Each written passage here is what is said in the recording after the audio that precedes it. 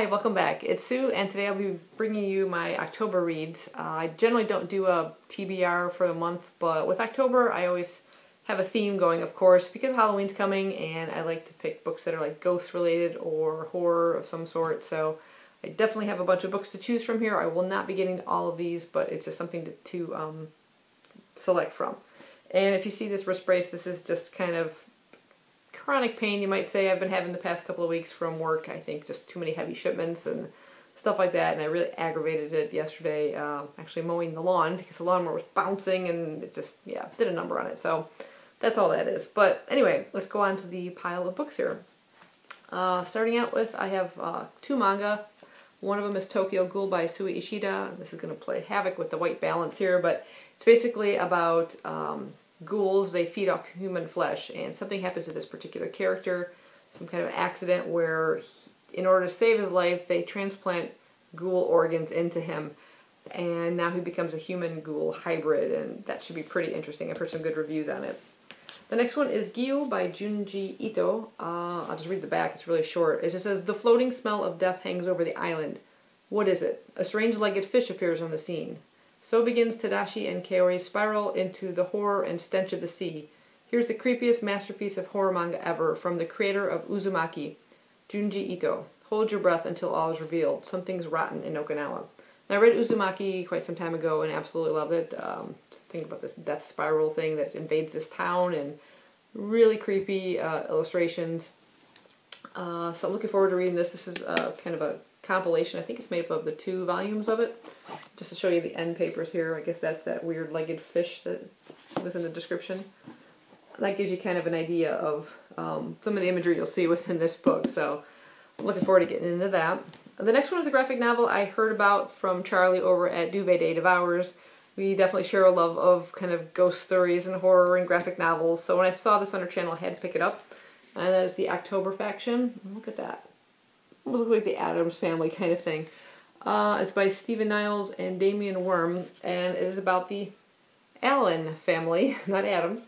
And the father in the family was a monster hunter who sort of wants to kind of retire from the family business, but now 2 of his kids want to join in, and it says something about some ghosts that refuse to stay dead, and they're lurking in the shadows. But the artwork looks really good. It's really kind of pretty dark throughout, but just the way I like it, perfect for October. Literally perfect for October. Then I have volume 2 of Coffin Hill. This is entitled Dark Endeavors by Caitlin Kittredge, Inaki Miranda, and Eva de la Cruz. And this is about this girl, Eve Coffin. When she was younger, she was a bit of a terror for her family. She finds this book of spells in her family home, and she and some friends go out into the woods and try to do this spell and unleash some kind of terror on the town. And then she leaves when she gets older and eventually decides to come back to the town and finds this terror still kind of lurking throughout. And it's pretty graphic, pretty gruesome, but I enjoyed the first volume a lot, and I was looking forward to kind of continuing, and I saw volume 2 was out, so definitely snatched that one up. Now on to the various novels I have. The first one is The Man in the Picture by Susan Hill, of course the author of The Woman in Black. This is about some mysterious painting that if you stare at it, it has the power to entrap you. And apparently it's dangerous with the unseen demon inside that it hides. So pretty small little volume. Text is not too bad. At least it's a little pocket-sized one, so I'll get to that one. Then I have Under My Skin by James Dawson. Quite an amazingly bright, vivid-looking cover here. And this is the author of Say Her Name, which is a Bloody Mary story, which I absolutely loved. It was super great. The only thing I know really about this one is something about this woman goes into a tattoo parlor, and she gets more trouble than she imagined. I think there's something about maybe the tattoos come to life in some way.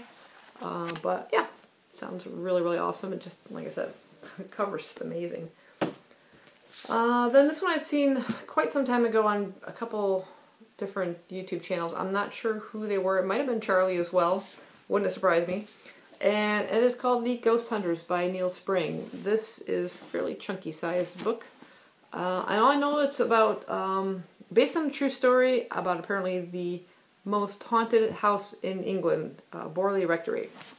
And I don't know if they end up going back there to explore it or something, but I really, really want to get to this one.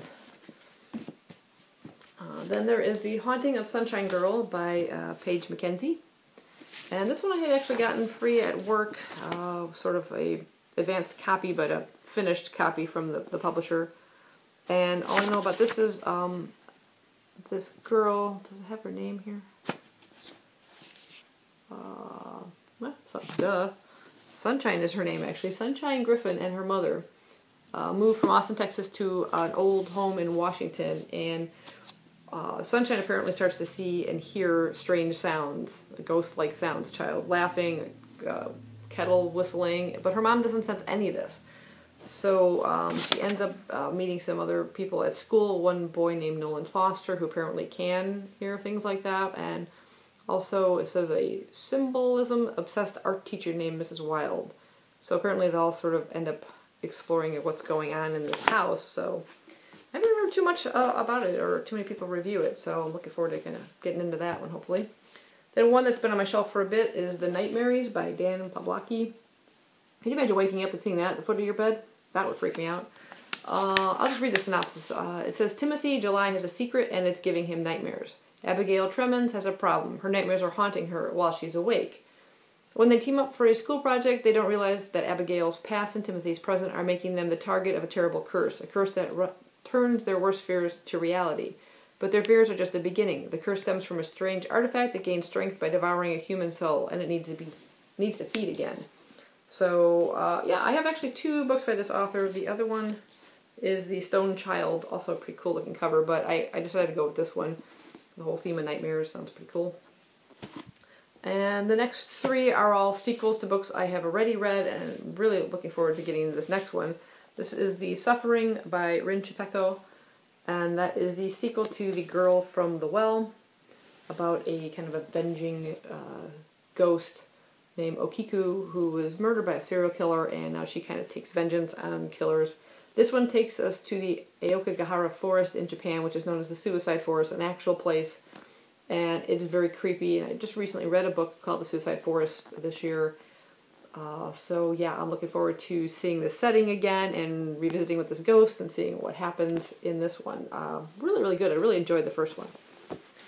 And then the sequel to Mary the Summoning, and this is Mary Unleashed by Hilary Monahan. Another Bloody Mary type story. The first one just freaked me out. I really, really enjoyed it. Really quick read. I got through it very fast. It just pulled me right in.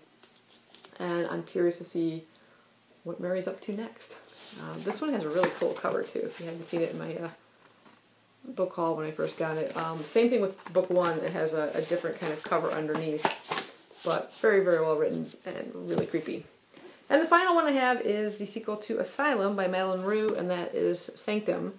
This is the 2nd book in the series. Book 3 is already out. It's actually kind of behind me, I think, right there. But have to read book 2 first, and this is about Dan, Abby, and Jordan, 3 kids that meet at summer kind of school.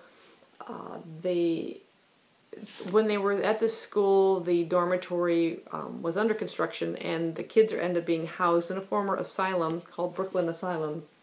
And these 3 kids ended up like kind of exploring into the depths of the asylum, and you know, something gets unleashed as usual. Now it's sort of, school is over it, but it's sort of pursuing them, and apparently the kids are receiving strange like messages with no name, strange photos of the old-time carnival, and then they end up going back to the college, and apparently there's actual carnival that has returned to the site.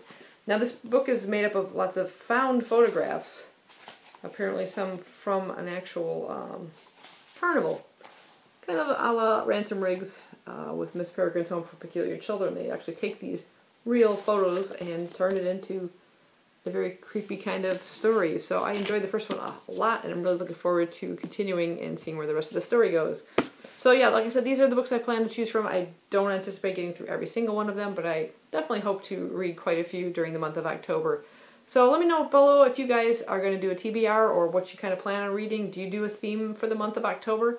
Let me know, and I will see you guys next time. Bye-bye.